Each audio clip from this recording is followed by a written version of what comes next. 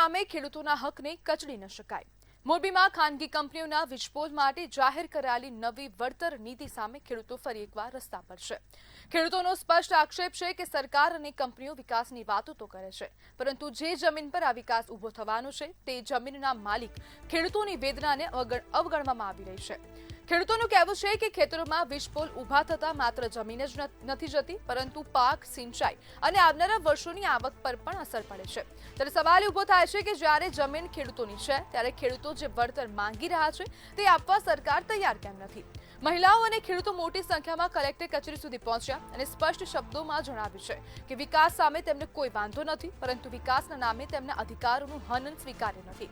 ખેડૂતોનું સ્પષ્ટ કહેવું છે કે 2027માં સરકાર ઉખેડીને ફેંકી દેશું. સરકારે હવે જવાબ આપવો પડશે કે દેશનું પેટ ભરનારા ખેડૂતોની જમીન પર નિર્ણય લેતા પહેલા તેમની સંમતિ અને યોગ્ય વર્તનને પ્રાથમિકતા કેમ આપવામાં આવતી નથી? કારણ કે વિકાસ ત્યારે જ સાચો કહેવાય જ્યારે તેમાં ખેડૂતોના હક અને સન્માન બંને સુરક્ષિત રહે. અને રાજ્યમાં જે ખેડૂતોને લઈને જે ચિત્ર હાલ ઉપસ્યું છે, જે દ્રશ્યો સામે આવી રહ્યા છે, તે ખૂબ ચિંતાજનક છે. કારણ કે છેલ્લા ઘણા સમયથી ખેડૂતો પોતાની માંગણીઓને લઈને આંદોલન કરી રહ્યા છે.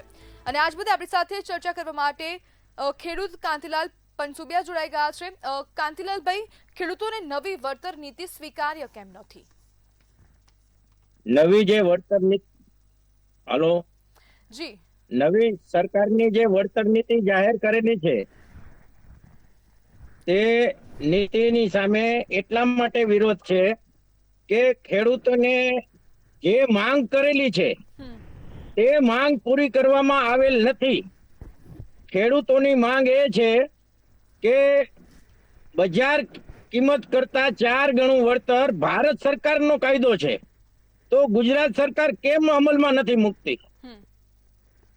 આ માટેની જે અમારે માગણી છે કે જે વીજપોલ નીકળે છે, જે ખેતરની અંદર જે ખેતર કપાય છે વીજપોલ બાબતમાં, એ ખેતર અમારે 30 વર્ષ સુધી ખાલી ચોપડે 7/12માં નામ રહે છે, બાકી કોઈ પણ જાતનું ઉપયોગિતા એ ખેતરમાંથી કોઈ પણ જાતના પાક કે સિંચાઈ કે કાંઈ પણ લાભ લઈ નથી શકતા.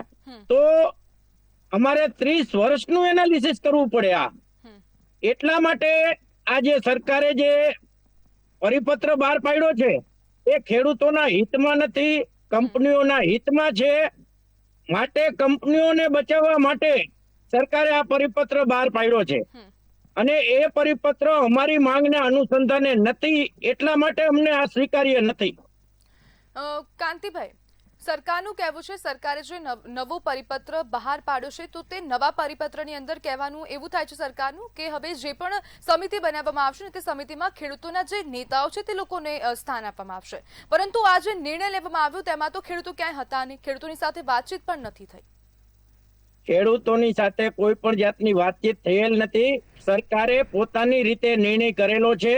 આમાં ખેડૂતોના તજજ્ઞો હોય, ખેડૂત ખેતી વિષયકના જાણકારો હોય અને જે પીડા ભોગવતા ખેડૂતો છે એમની સાથે સંવાદ કર્યા વિના સરકારે એકતરફી નિર્ણય કરેલો છે.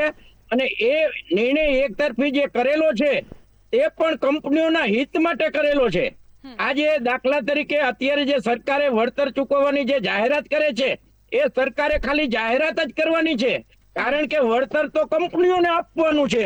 તો સરકાર શા માટે ખેડૂતોને દબાવે છે? 2 કંપનીઓના ફાયદા માટે, 2-3 કંપનીઓના ફાયદા માટે લાખો ખેડૂતોને અન્યાય કરી રહી છે આ સરકાર. કોઈ પણ જાતનું દૂરંદર્શી પગલું નથી સરકારનું. અને આ જયારે ખેડૂતો રોડ ઉપર આવે ને ત્યારે એને સમજી લેવાનું કે એના છેલ્લામાં છેલ્લા પ્રયાસ હોય ત્યારે રોડ ઉપર આવવું પડે છે, બાકી એને સમય નથી હોતો. કામકાજમાંથી ફુરસદ જ ન મળે, ટાઈમ જ ન મળે એને રોડ ઉપર આવવાનો. છતાંય પણ સરકારે ખેડૂતોની માંગને ઠુકરાવી દીધી છે અને કંપનીઓની જે હિત માટેનો નિર્ણય કરેલો છે એટલા માટે આ સ્વીકાર્ય નથી. કાંતિભાઈ, સરકાર ઉખેડીને ફેંકી દેવાના નિવેદન પર તમારું શું કહેવું છે? સરકાર જો માનો કે 130 વર્ષે ખેડૂતો આંદોલન થયું છે, 2003 પછી ખેડૂતના આંદોલન જ નથી થયા. અને સરકાર જો અમારી માંગ નહીં માને તો અમારે કોઈ પણ રસ્તો લેવો પડે, એટલા માટેની આ વાત પુનરોચ્ચાર કરે છે. અત્યારે આ રાજકીય વાત આવે એટલા માટે અમારે પ્રાયોરિટી નથી સરકારને ઉખેડવાની. અમારી મુખ્ય વાત એ છે કે અમને વળતર મળવું જોઈએ, ખેડૂત તરફી નિર્ણયો થવા જોઈએ, ખેડૂતોની વાત સાંભળવી જોઈએ, જે આ વીજ કંપનીઓની દાદાગીરી બંધ થવી જોઈએ. વીજ કંપનીઓના જે તાર નીકળે છે એ એકદમ જોખમી છે. એમની નીચે કામ કરતા પૂરા ખેડૂતના પરિવારોને વીમો મળવો જોઈએ. આ બધી માંગો જો સરકાર સ્વીકારશે નહીં તો મજબૂરીથી ખેડૂતોને આક્રમક પગલું ભરવું પડશે. અને જે તમે સરકાર બદલવાની વાત કરી છે તો એ અમારે 2027 માં કરશું. જી બિલકુલ, કાંતિભાઈ જોડાવા બદલ આપનો આભાર.